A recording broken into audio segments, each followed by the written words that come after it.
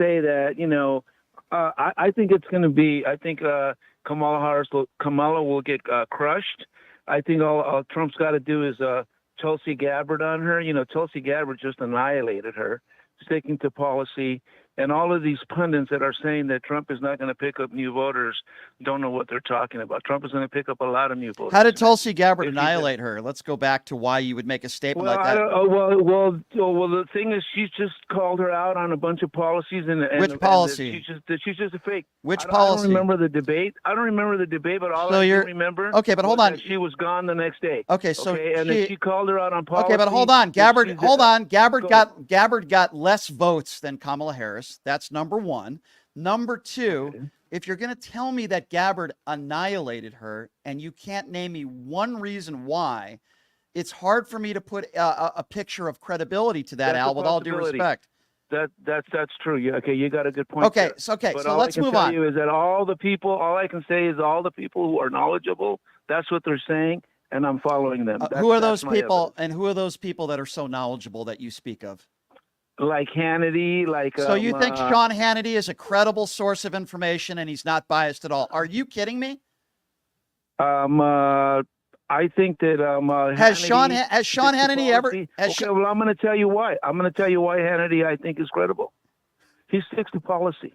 Oh, really? He does. So Sean. Okay, let's talk about that. Policy, and that's what we're all doing. The same guy who talked about Dominion voting machines, the same guy who talks about election integrity, the same guy who said in text messages that Donald Trump was full of crap, but never said anything to the same tune on his radio show or TV show. What did he say? About the election? About the election being stolen? Hold on a second. Hold on. I'm trying to somewhat support you on a point, which I do support him. When he said that Trump was full of crap, what was he talking about? The 2020 election. He didn't believe Donald Trump's claims that the 2020 election was stolen. But yet when you see him on TV and radio, he talks about all this alleged election fraud and never criticizes Trump about it at all. That's the guy that you look to for information. Okay. Well, when people talk about election fraud, they get they get confused about election fraud and what I would call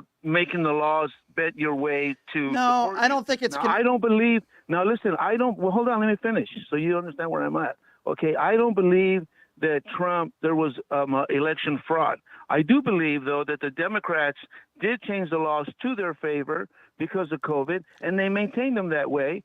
They could have. Okay, so Al, here's the thing: if Harris wins, if Harris wins, your guy will not concede, and it won't have anything to do with COVID. It won't have anything to do with. No, it's not. No, it's not fine, Al. How could you be okay with that? If he doesn't win, it's going to have nothing to do with COVID. It's going to have nothing to do with election integrity or Dominion voting machines. The guy who you support will not concede in November if he loses a free and fair election, and I am shocked that doesn't bother people like you. Shocked. Why does that not bother you? The thing is this. I don't have a plug to his brain. I don't know what he's going to do. I don't know what he's going to say. I don't have a crystal ball. I do. Okay? I do. He will not concede. He can have his reasons, but if he loses, I'm going to tell you, if he loses, it's going to be because of his big mouth. And all the Republicans were calling him out on that. As a matter of fact, I want to tell you something. I live over here by Timbers. And I went and a staunch Republican came up to me and he goes, I'd like to tie some kind of an electric monitor to Trump's crotch just to keep things clean so that every time he gets out of line, I'll shock him. Yeah. And that's my message to the Trump campaign. Well, you know what?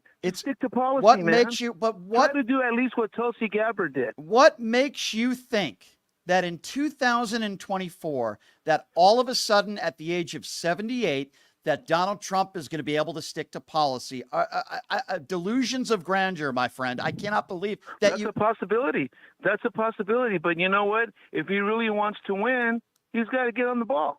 Stick to policy. Now, my message to the Democratic Party, to the Democrats, is that when you compare the Republican track record of communities, of our safety, of our Republican communities to Democrat communities, here in Nevada, it's legal to have 28 grams of fentanyl, which is enough to kill 14,000 people, which the Democrats, Steve Yeager, and our Attorney General put in line in 2019 is outrageous, and they're supposed to be champions for the inner city and minority. All right, well, if you want to blame Democrats for drug overdoses, why did I never hear you talk about the hundreds of thousands of people that died from drug overdoses when Donald Trump was also president of the United States? What I don't like, Al, are people that talk about addiction and certainly a bad drug problem that we've had in this country for a very long time and use it to score political points. The bottom line here. Well, but let me tell you something. Here in the state of Nevada, Trump doesn't make the state laws.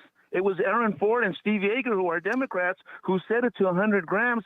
I was just informed they got knocked down to 28 grams, but that's still enough to kill about 14,000 people. Again, 14,000 again, people. It goes to Is Trump responsible for that? Okay, well, you're the same person that you're in Nevada. You're the same person that says Joe Biden is responsible for the high gas prices and inflation when it's up all over the world. Well, let's think about forget about the gas.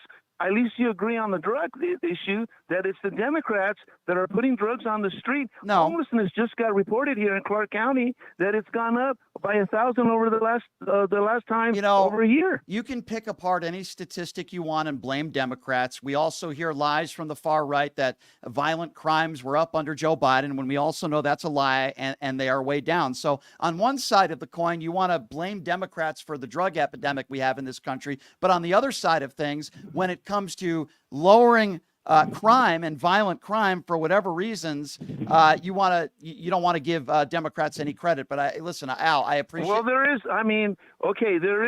there's a possibility that some of the violent crime did come down. It's not a possibility. Some of the people are saying there's arguments on both sides. No, let me tell you what some of the Republicans are saying. It's not a possibility. They're saying violent crimes aren't reported. Okay, well, guess what? Guess what? They're making an assumption that violent crime isn't reported when there's actually no evidence to back that up, and that is another right-wing talking point. You see, when I give you statistics that benefit Democrats in the Biden administration, you make excuses and say, well, they're not reporting all the crimes. But then when you make up a stat that I've never seen before in the state of Nevada, somehow blaming Democrats for every drug overdose in this state, those stats might be true, and you claim they are. But then when I give you a stat that benefits the Biden administration, you have your right-wing talking points, Al. I appreciate the phone call, but it is ridiculous. And I think of the many ridiculous things you said in that phone call, you give an ounce of credibility to Sean Hannity. That's your source of information? Wow. 702-221-7283. And again, that number to call if you want to be a part of the conversation.